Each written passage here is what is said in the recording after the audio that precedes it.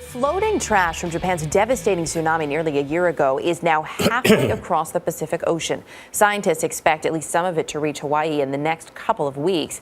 The west coast of the U.S. will see it after that. And eventually, we're told as much as 100,000 tons of debris could wash up on U.S. shores. John Blackstone takes a look at what happens when it does.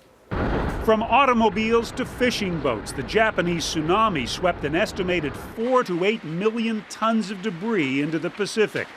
Much of it sank close to the Japanese coast, but oceanographers estimate 1 to 2 million tons was washed out to sea. Gathered in one place, it's enough trash to cover 500 football fields 6 feet deep. Now it's at the mercy of the ocean currents. It's not a floating mass of trash or debris, I should say, but rather it is dispersed over a large region of the Pacific Ocean. A computer-generated model shows the widening area where the debris is now likely to be found, spread along a path 1,000 miles wide and 2,000 miles long, and headed toward the United States. What we do not know is when exactly that debris will make landfall, how much of that debris will make landfall, and largely what is the composition of that debris that will make landfall. So within a couple of years, beachcombers on the West Coast may be able to find remnants of the tsunami carried all the way here from Japan.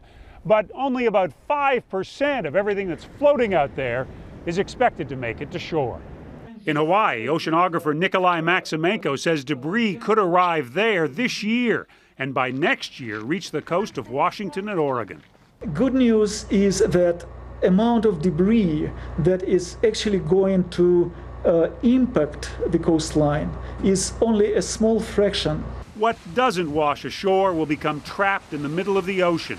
It is there that the remnants of the tragedy in Japan are destined to remain floating far out at sea for years. For CBS This Morning, John Blackstone in San Francisco.